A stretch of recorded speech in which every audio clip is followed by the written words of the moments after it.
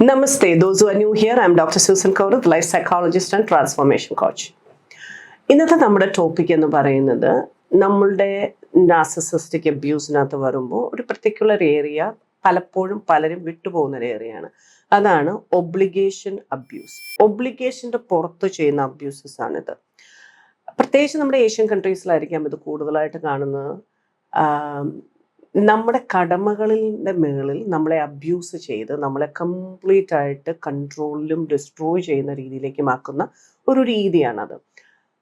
നമ്മൾ കണ്ടിട്ടുണ്ട് ഒരു നാർസിസിസ്റ്റിക് പേരൻ്റ് ആണെങ്കിൽ, ഒരു നാർസിസിസ്റ്റിക് ആ പേരൻറ്റിൻ്റെ കീഴിൽ വരുന്ന മോസ്റ്റ്ലി ദ സ്കേപ്പ് ഗോട്ടഡ് ആയിട്ടുള്ള കുട്ടിയാണെങ്കിലും ഗോൾഡൻ ചൈൽഡ് ആണെങ്കിലും ഒക്കെ അവർക്ക് പേരൻസിനോടുള്ള കടമകളെ ഇങ്ങനെ പറഞ്ഞ് കടമകളുടെ മേളിൽ അവരെ കെട്ടിയിടുക എന്നുള്ളതാണ് ഒബ്ലിഗേഷൻ്റെ മേളിലുള്ള അബ്യൂസ്. അതുപോലെ തന്നെ അവരുടെ വീട്ടിലുള്ള ബാക്കിയുള്ളവർക്ക് കാര്യങ്ങൾ ചെയ്തു കൊടുക്കുക, പെങ്ങന്മാർക്കും പെങ്ങന്മാരുടെ മക്കൾക്കും പിന്നെ വേണ്ട അവർ പറയുന്നിടത്തെല്ലാം ഇവരെ കൊണ്ട് ഫിനാൻഷ്യലിയും അല്ലാതെയും ഇമോഷണലിയും അവരെയൊക്കെ ഏറ്റവും നല്ല രീതിയിൽ കരുതി അവർക്ക് വേണ്ടി ചെയ്യണം. എന്നാൽ ഇത് സ്വീകരിക്കുന്നവരോ അവർ വളരെ ലാവിഷായിട്ട് അവർക്ക് ഒരു കുഴപ്പമില്ലാതെ വളരെ ഈസി ആയിട്ട് അവരുടെ ജീവിതം ജീവിക്കും. പകരം ഈ ചെയ്യുന്നയാൾ ചെയ്തുകൊണ്ടേയിരിക്കും.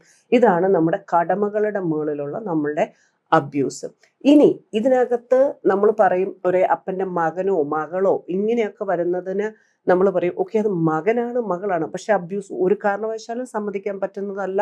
നമ്മളുടെ ഈ കടമകളുടെ മുകളിലുള്ള അബ്യൂസ് ഇത് മാനിപ്പുലേറ്റ് ചെയ്ത് വരുമ്പോഴേ നമുക്ക് അറിയണം, നോ ഇതിനകത്ത് എനിക്ക് വീഴാൻ പാടില്ല, ഇതെന്നെ കടമകളിലേക്ക് കെട്ടിയിട്ടുകൊണ്ട് എന്നെ ഗിൽട്ട് ട്രിപ്പ് ചെയ്തുകൊണ്ട് എന്നെ മാനിപ്പുലേറ്റ് ചെയ്തുകൊണ്ട് എന്നെ കൊണ്ടുപോകുന്നതാണ് നമുക്ക് മനസ്സിലാണ്. ഇവിടെ ഏറ്റവും ദ്രോഹപരമായ കാര്യവും ഏറ്റവും സങ്കടകരമായ കാര്യവും എന്താണെന്ന് വെച്ച് കഴിഞ്ഞാൽ ഒരു പെൺകുട്ടി കല്യാണം കഴിച്ച് ചെല്ലുമ്പോൾ അവളെ കൊണ്ട് പിന്നെ കടമകളുടെ മുകളിലുള്ള അബ്യൂസാണ് ഈ നാർസിസിസ്റ്റിക് ആയിട്ടുള്ള ഹസ്ബൻഡ് ആണെങ്കിലും അല്ലെങ്കിൽ ഇൻലോസ് ആണെങ്കിലും എടുക്കുന്നത്. അവിടെ അവൾ കൊണ്ടുവന്ന സ്വർണം ഭർത്താവിൻ്റെ പെങ്ങൾക്ക് വേണ്ടി കൊടുക്കണം, അല്ലെങ്കിൽ അവളുടെ കല്യാണം നടത്താനായിട്ട് കൊടുക്കണം, പിന്നെയാണെങ്കിൽ അവർക്ക് വീട് വെക്കാൻ വേണ്ടി കൊടുക്കണം, അല്ലെങ്കിൽ അവർക്ക് വെൽത്ത് ഉണ്ടാക്കാൻ വേണ്ടി കൊടുക്കണം. പക്ഷെ ഇതിനകത്തൊന്നും ഈ സ്ത്രീക്ക് യാതൊരു അവകാശവും യാതൊന്നും കാണില്ല. അത് ഒബ്ലിഗേഷനാണ് അവളുടെ. അവൾ കല്യാണം കഴിച്ച് ചെല്ലുന്ന വീട്ടിൽ അങ്ങനെ ആയിരിക്കണം. അതിനകത്ത് ഏറ്റവും രസകരമായ സംഭവം, അവരങ്ങനെ എടുത്താൽ സ്വന്തം വീട്ടിൽ നിന്നുള്ളവർ പോലും ഈ പെൺകുട്ടിയെ അനുകൂലിക്കില്ല. അതൊക്കെ അങ്ങനെയാണ്. അവരൊക്കെ അങ്ങനെ നീ നോക്കി കണ്ടു നോക്കണം, നീ നിൽക്കണം, അല്ലെങ്കിൽ നിനക്ക് ജീവിക്കാൻ പറ്റില്ല. ഈ കൊടുക്കുന്ന സ്വർണവും ഈ പണം ഉണ്ടെങ്കിൽ ഈ കുട്ടിക്ക് നല്ല സുഖമായിട്ട് ജീവിക്കാം. ഇത് നമ്മുടേത് അങ്ങോട്ട് കൊടുത്തിട്ട് നിങ്ങൾ എന്നെ അടിമയാക്കൂ, നിങ്ങളെ അബ്യൂസ് ചെയ്ത് നിങ്ങളുടെ കീഴിൽ എന്നെ ആക്കൂ എന്ന് പറഞ്ഞിട്ടാണ് പലപ്പോഴും പലരും ചെയ്യുന്നത്.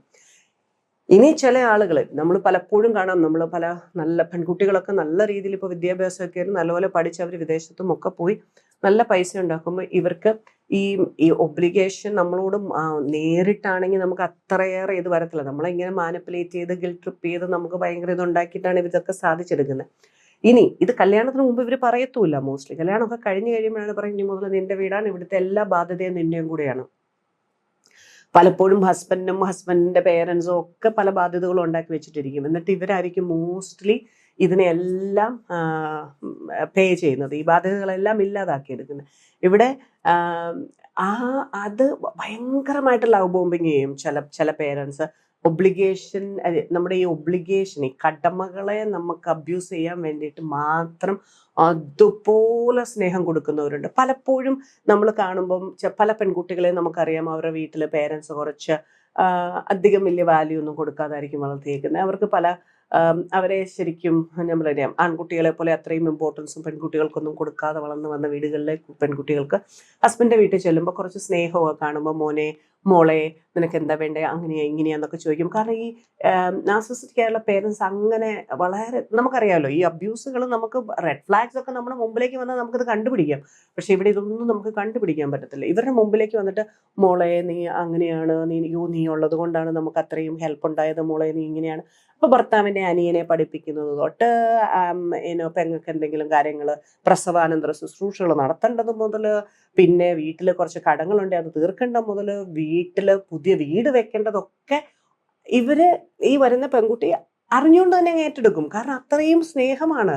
അവള് വരുമ്പോഴത്തേനും അവൾക്ക് എന്താ വേണ്ടത്, പ്രത്യേകിച്ച് ഈ വിദേശങ്ങളിലുള്ളവരൊക്കെ വരുമ്പോഴൊക്കെ കാണിക്കുന്നതൊക്കെ കണ്ടു കഴിഞ്ഞാൽ നമ്മൾ ഓർക്കും, അയ്യോ ഇവരെ ഇങ്ങനെ പൊന്നുപോലെ നോക്കുന്ന ഒരു അപ്പനും അമ്മയാണല്ലോ, വലിയ ഈ ഇൻലോസ് ആണല്ലോ, അല്ലെങ്കിൽ ഹസ്ബൻഡ് ആണല്ലോ എന്നൊക്കെ. നമുക്ക് ഹസ്ബൻഡ് കുറച്ച് ഇതാണേലും അവൻ്റെ ഒരു കാര്യം എന്നൊക്കെ പറഞ്ഞിട്ട് ഇവളെ ഭയങ്കരമായിട്ട് നോക്കും. പക്ഷെ ഇവരുടെ കാര്യം കണ്ടു കഴിഞ്ഞു, ഇവർക്കൊരു വീടായി, ഇവരുടെ അനിയൻ പഠിച്ച് ജോലിക്ക് കയറി, ഇവരുടെ വീട്ടിലെ എല്ലാം ആയി കഴിയുമ്പോഴാണ് ഇവള് തിരിച്ചറിയുന്നത്, ഓ മൈ ഗോഡ്, കംപ്ലീറ്റ്ലി ഇവരുടെ കയ്യിലെ എല്ലാവരും എടുത്തു.